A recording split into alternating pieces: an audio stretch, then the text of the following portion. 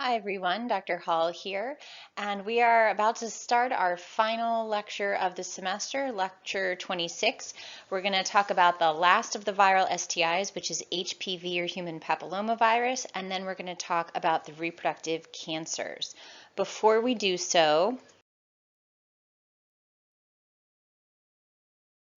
I just want to touch base on something we talked about last time on HIV, and hopefully you watched that clip on YouTube about the prevalence of HIV in Southern Africa, which has an extraordinarily high prevalence of HIV infection.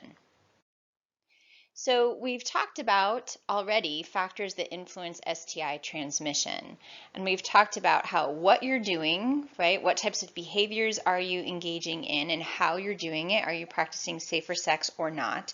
And the types of people with whom you're doing it and their own particular risk factors, as well as the community prevalence, have huge bearing on your risk of getting infected with an STI. So that community prevalence piece is really important, especially in Southern Africa, because it is so high.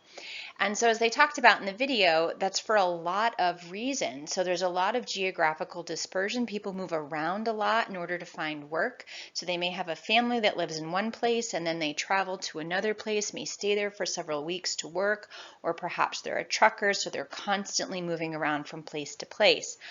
And then those long waits at the border, right, or a long time away from home. And it was really interesting to me to see how decreasing wait time for border crossings, which you would think of as just an economic or a political policy, has huge implications for public health, because then people aren't waiting so long, they don't get bored, they don't start engaging in risky behavior. They also touched on the poverty and how there aren't a lot of economic or career opportunities for women. And so, as the one woman said, if you need to buy soap, they turn to sex work.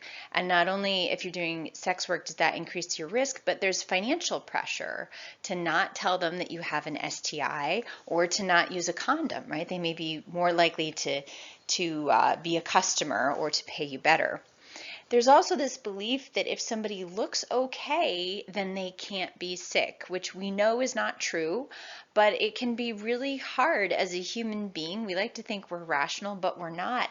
It's hard for us to feel the truth of the fact that somebody can look totally fine and yet have a potentially fatal condition or infection. There's also a lot of disdain for condoms, right? So culturally, the way people think about condoms is important, and lack of access to treatment. As we talked about, we have highly effective medications for treating HIV, but they are expensive. And so in resource poor regions, whether that be different parts of our country or different countries around the world, then that is a problem. When you have people whose viral loads are high rather than suppressed, they are more infectious. So I just wanted to touch on those. And now we're going to move into HPV, human papillomavirus. So this is what the virus looks like under an electron microscope. Remember, viruses are teeny, teeny, teeny, tiny. You can't see them with a regular microscope. The HPV virus stands for human papillomavirus. There are other papillomaviruses, particularly in dogs, actually, and these are wart-causing viruses in general. There are over 40 different subtypes that infect humans, and they're given numbers. Many of them get categorized as what is called low risk or non-oncogenic, and some of them are categorized as high risk or oncogenic. So let's break down that word oncogenic. So onco is a prefix that means having to do with cancer. So an oncologist, for example, is a cancer doctor. Oncology is the study of the medicine of cancer. And so genic, right, as in Genesis means creating. So oncogenic means that something can cause cancer. So those are the two subtypes. Let's go through them individually. So the low risk or non-oncogenic strains of HPV, so subtype 6 and 11 and several others, they infect the skin, they're transmitted by skin-to-skin contact, and they cause warts, right? So there are other types of wart viruses that cause the warts on your fingers. These viruses are the warts that cause warts on your genitals, so on the anus, on the vulva, on the penis. So these are pretty easy to diagnose on physical exam, right? So you see these are some warts on the vulva, on the shaft of the penis, right, on the anus. So this is what warts look like. There is a little bit of variety from person to person and subtype to subtype, but pretty classic appearance. People who work in the medical field are pretty savvy at knowing what these are when we see them. But I just want to remind you that sometimes there are slightly wart-like looking things on the genitals which can be normal. These are normal anatomic variants we've talked about before, so I want to remind you of these little things. So these tiny structures that you can see at the arrows, they almost look like warts. They're these little projections, right? Little bump-like things. That's micropapillomatosis, normal on the vulva. And similarly, remember those pearly penile papules, those little tiny bumps around the corona or frenulum of the penis, also normal anatomic variant, not warts. Neither of these are warts. They are just normal anatomy.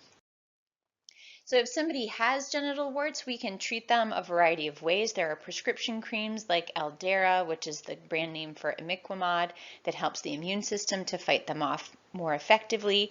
Or we can freeze them, just like you may have gotten warts frozen off your foot or your hand, same kind of thing. Or we can use an acid in the office to apply to the wart to kill it.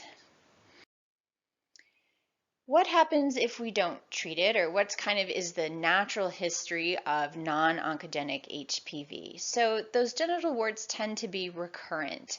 So similar to herpes, you can get outbreaks randomly, and you're at increased risk for them during times when you're stressed. So stress, illness, pregnancy, anything that suppresses the immune system can predispose you to outbreaks, but they can also just happen randomly for no particularly good reason. Now, one difference between HPV and HSV or herpes is that with HPV, most people's immune system does eventually clear the virus. And so after 5, 10, 15, or 20 years, they just don't get warts anymore. And if we test them, we can't find evidence of the virus anymore. This is different than herpes, where once you have it, whether or not you are still getting outbreaks.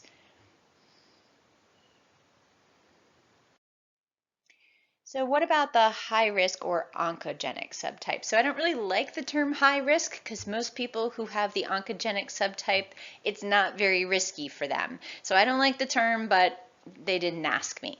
So subtypes 16, 18, and several others are oncogenic subtypes. These infect the squamocolumnar junction, which you'll remember is this area here. I don't know if that shows up. Let me change color.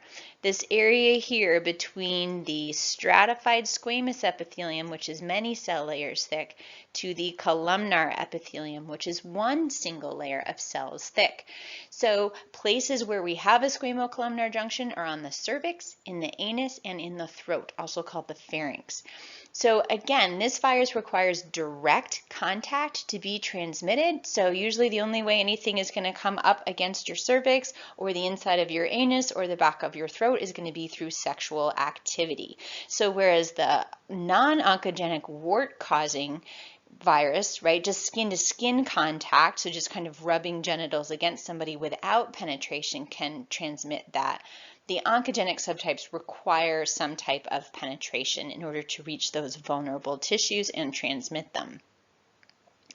There are no symptoms, right? These are in places that you can't see and you don't feel anything. And usually even to the naked eye, unless we put special solutions on the area, the tissues look completely normal. So these have no symptoms. And in the vast majority of people, particularly young people, within 3 years, they're going to clear this virus. So in about 85% of young people who get oncogenic HPV, it's gone in 3 years. We can find no evidence of it remaining whatsoever. So that's why I don't like the term high risk, because for most people, it's not at all.